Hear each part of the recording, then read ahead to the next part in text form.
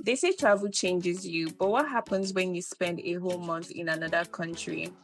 I left Nigeria, took the road, and spent 30 days in Accra, Ghana, experiencing the culture, the people, the food, and everything in between. Was it worth it? Let's talk about it. If Ghana isn't on your travel list yet, you're definitely missing out. Accra is a city bursting with vibes, culture, amazing food, and some of the best people you'll ever meet.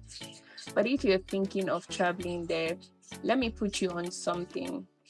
The best way to experience Ghana for the first time is by road. Yes, you heard me right. And I'll tell you why. But first, let's talk about why you should visit Ghana. Ghana has a unique mix of history, modern city life, and deep cultural pride that makes it stand out. Whether it's the beaches, the food, or the warm hospitality of Ghanaians, Accra feels like home, just with a different flavor. If you're a history lover, places like the Kwame Nkrumah Park, the Black Star Square, and Cape Coast Castle will completely change the way you see Africa. The energy, the people, it's a whole experience.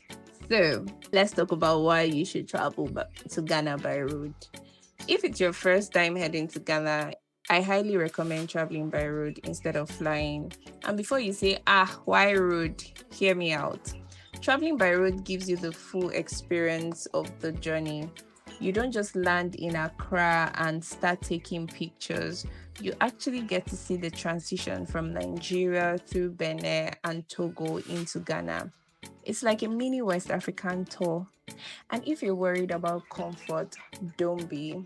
ABC Transport, which I used for my round trip, has air conditioned buses, comfortable seats, and a smooth ride.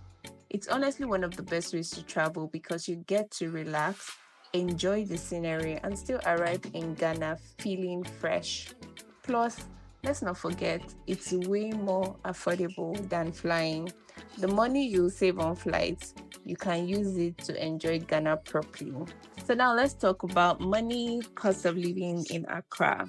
Accommodation was free because I stayed with family, but my friend rented an Airbnb in East Legon for 8,000 cedis per month with an additional 350 cedis for electricity. He also subscribed for gym membership for 3 months, which he got a discounted rate of 1,700 cedis. Now, food costs vary.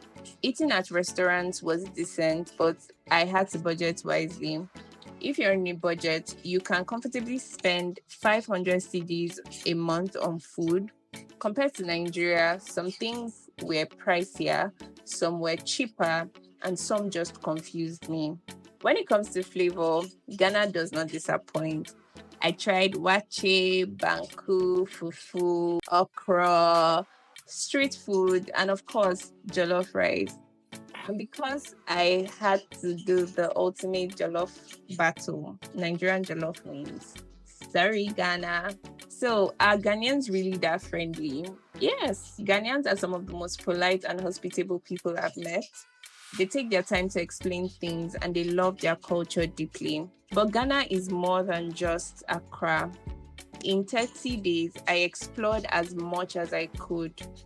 The Kwame Nkrumah Memorial Park, La Boma Beach, Shy Hills, Alois Bay Resort in Akosombo, at the Arcadia, Black Star Square, and of course, Makola Market. I mean, have you even been to Ghana if you don't come and buy kente from the Makola Market? Each place had its own vibe, and honestly, 30 days wasn't enough. Now, let's keep it real. Was everything smooth sailing? Nope. Let's talk about the challenges and culture shocks. The currency. Ghana cedis will humble you. When you exchange your naira, you feel like a millionaire until you start spending. Also, Ghana has occasional power outages, and when they happen, you feel it. Not every day, but it's something to be prepared for. When in my 30 days, I only experienced it twice. Then there are times when water stops and it's like from the main source. I'll go more into details about the culture shocks I experienced in Ghana as a Nigerian in an upcoming video. The best part of my trip has to be the memories. From meeting amazing people, going on a blind date, yes, that happened, and trying things I never imagined. Ghana gave me stories for days. Final verdict: is Ghana worth visiting? Absolutely. If you love culture, food, history, and good vibes, then Ghana should definitely be on your list. And if you really want to make the journey special, take the road trip for the full experience. Trust me, it's one of those adventures you will never forget. If you're thinking of making this trip, I would definitely recommend ABC Transport. So let me know, are you adding Accra to your list or not? I would love to know in the comment section. And I'll see you in the next video.